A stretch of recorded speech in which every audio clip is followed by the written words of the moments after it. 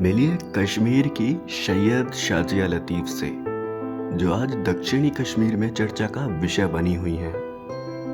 शाजिया शोपियां जिले के मोलू त्रितगाम की रहने वाली हैं और अपने कश्मीर में खेती को एक नई दिशा दे रही हैं, जिसके चलते आज वो खूब सुर्खियां बटोर रही हैं। शाजिया हमेशा से किसान नहीं थी।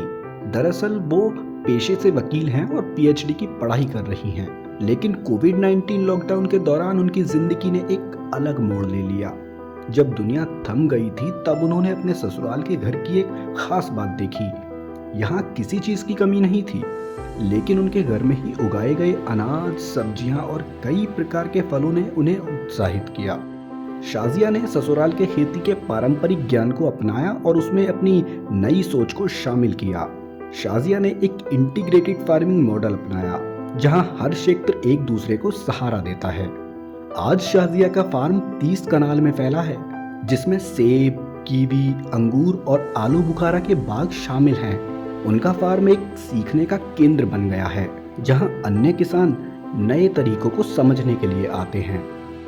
खास बात यह है कि 2022 में शाजिया की सब्जियां संयुक्त अरब अमीरात तक निर्यात की गई थीं, जिससे दिखता है कि इंटीग्रेटेड फार्मिंग से वैश्विक पहचान भी पाई जा सकती है। उनके फार्म पर उनके परिवार के 10 सदस्य और 10 फुल टाइम वर्कर्स और कुछ अस्थायी वर्कर्स को रोजगार मिलता है, जिससे रोजगार के नए अवसर पैदा हो रहे हैं। शाजिया का सफर हमें ये सिखाता है कि खेती अब सिर्फ परंपरा नहीं है, बल्कि संभावनाओं से भरा एक उद्योग है।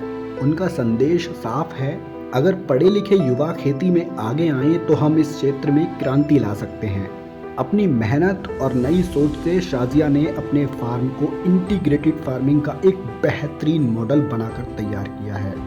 सैयद शाजिया की ये कहानी दर्शाती है कि जब हम परंपरा और नवाचार को एक साथ लेकर आते हैं तो क्या संभव हो सकता है।